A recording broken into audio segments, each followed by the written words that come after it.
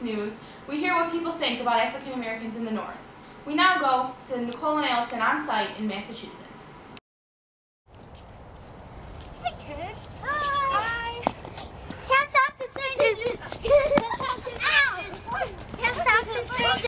Wait, no, come back. Wait. Oh, you should know about the African Americans during the Civil War. You guys are all tied up. What do you guys think about the African Americans in the North during the Civil War? I don't know. What do you think? I don't know. What do you think? Okay. What do you guys think about African Americans in the North during the Civil War? I don't care. What do you think? Well, I remember.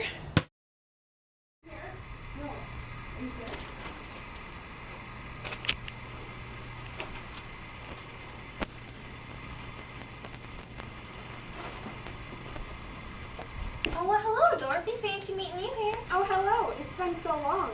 I just moved back here to Massachusetts with my family from my home in New York City. It's been quite the past couple months. Well, why? What happened? Well, it's kind of a long story. Oh, well, do tell. The protesters burned down my house. Here's a picture of what they did. Oh, you have a picture? Mm-hmm. Wow, what a lovely... Oh, my gosh, that's terrible. Is there anything I know. can do? Well, thank you, but I think we're pretty much settled in now. It's just a shame what this whole war has turned into. I feel the same way. Those men are just angry because they have to fight in a cause they don't believe is theirs. But anyway, they're the ones who started it, and I really think that anyone should be able to fight for this country. Exactly. It's frustrating. Wow, here's another story about the riots in the newspaper. It says, on the afternoon of July 13th, my house was invaded by a mob. My family, including my invalid daughter, took refuge on the roof of the next house. I managed to lower my family down onto the next roof, going from one roof to another until I landed them in a neighbor's yard. We were secreting into our friend's cellar till 11 p.m. when we were taken in charge by the police and locked up in the station house for safety. In this dismal place, we found upwards of 70 black men, women, and children, some with broken limbs, bruised and beaten from head to foot. Oh my gosh, that's crazy. I know, I still can't believe what happened. I hope one day this is all just a distant memory. But anyways, enough about me and my problems. How have you been? Not too bad, actually. I finally got a letter from my fiance. Louis sent me this picture of him from the 54th Massachusetts Regiment. Here, I'll show you. Doesn't he just look stunning? Oh, how nice. I'll read you the letter. I think you'll like it. Okay. My dear Amelia, I've been in 2 fights and am unhurt. I'm about to go into another, I believe, tonight. Our men fought well on both occasions. The last was desperate. We charged at terrible battery on Morris Island known as Fort Wagner, and we were repulsed with the loss of many killed and wounded. This regiment had established its reputation as a fighting regiment. Not a man flinched, though it was a trying time. Men fell all around me. A shell would explode in a clear space of 20 feet. Our men would close up again, but it was no use. We had to retreat. How I got out of that fight alive, I cannot tell, but I'm here. My dear girl, I hope again to see you. I must bid you farewell should I be killed. Remember, if I die in a good cause. I wish we had 100,000 colored troops so we put an end to this war. And, well, that was it. But it sounds like he's okay.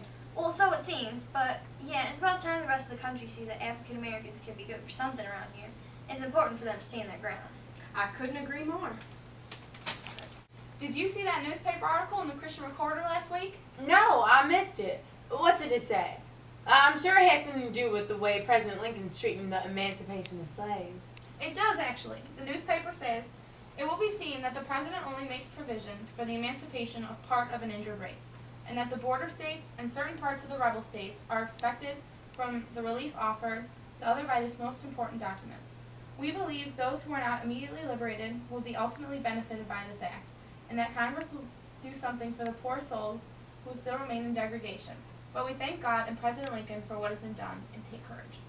Well, isn't that interesting? Even though I have the greatest respect for President Lincoln, there is definitely a way he could free all the slaves that have been so wrongfully imprisoned. There is no reason to continue their suffering after everyone has realized how wrong slavery really is. Agreed, but I'm just happy the emancipation was made in the first place. It seems like a dream that the African Americans all over the U.S. are finally being freed. We certainly have a long way to go before we are recognized as equal, but at least this is a start. All thanks to President Lincoln. Now we just need to convince the rest of the people that we deserve the kindness Lincoln has given us. We need to show people that the cruelty African Americans received in this country was just that, cruelty. It seems a little ridiculous that other sentences cannot accept us. We are bystanders in a war we did not even ask for. We were subjected to all sorts of horrible acts and are still blamed. Exactly. We were dragged, sometimes literally, into slavery and forced to work for no money and in terrible conditions.